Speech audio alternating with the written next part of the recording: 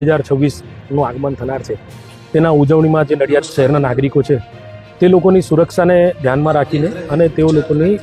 શાંતિપૂર્ણ રીતે ઉજવણી કરી શકે તે માટે એક બંદોબસ્તની સરસ સ્કીમ પોલીસ દ્વારા તૈયાર કરવામાં આવેલી છે। ખેડા જિલ્લાના પોલીસ અધિક્ષક શ્રી દ્વારા જે સૂચના આપવામાં આવેલી છે તે અનુસાર ખેડા જિલ્લાના નડિયાદ ખાતે પણ વાહન ચેકિંગના વિવિધ પોઈન્ટ અમે લોકો મૂકીશું। આ વાહન ચેકિંગના પોઈન્ટની સાથે સાથે કોઈ વ્યક્તિ નશાકારક પીણું પીને આવેલા નથી તેના માટે તમામ પોઈન્ટો ઉપર બ્રેથ એનાલાઇઝરનો ઉપયોગ કરવાનો છે, જેથી કરીને જો કોઈ આવું નશાકારક પ્રવૃત્તિ કરીને આવેલું હોય તો તે પકડાઈ જશે અને તેની વિરુદ્ધમાં સખત કાયદેસરની કાર્યવાહી થશે। પોલીસના જે કર્મચારીઓ હશે તે તમામ કર્મચારીઓ દરેક પોઈન્ટ ઉપર બોડી વોર્ન કેમેરા રાખશે, એટલે જો કોઈ વ્યક્તિ પોતે ખરાબ વર્તણૂક કરશે તો એ વર્તણૂક પણ પેલા કેમેરામાં કેપ્ચર થશે અને પરિણામે આ કેપ્ચર થયેલા કેમેરાની ઇમેજીસનો ઉપયોગ કરી અને કાયદેસરની કાર્યવાહી હાથ ધરી શકાશે।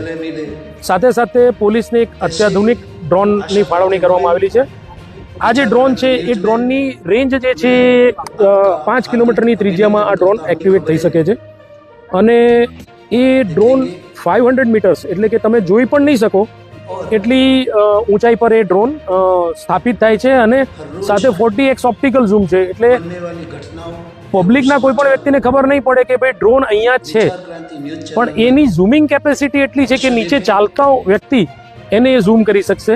સાથે સાથે નાઇટ વિઝન ફેસિલિટી સાથેનું આ કેમેરો છે। કોઈ વ્યક્તિ જો આવી પ્રવૃત્તિ કરીને ભાગવાની કોશિશ કરશે તો આ ડ્રોનની અંદર એવી પણ સુવિધા છે કે એ વ્યક્તિને અમે લોકો એની અંદર પોઈન્ટ આઉટ કરીશું તો એને ટ્રેક કરશે અને ટ્રેક કરીને આ વ્હીકલ હશે તો એને પણ ટ્રેક કરશે અને કેમેરો એની તમામ ફૂટેજ મેળવી અને એ વ્યક્તિને જ્યાં પણ સંતાયો હશે, જ્યાં પણ રોકાયો હશે ત્યાં સુધી ટ્રેક કરશે।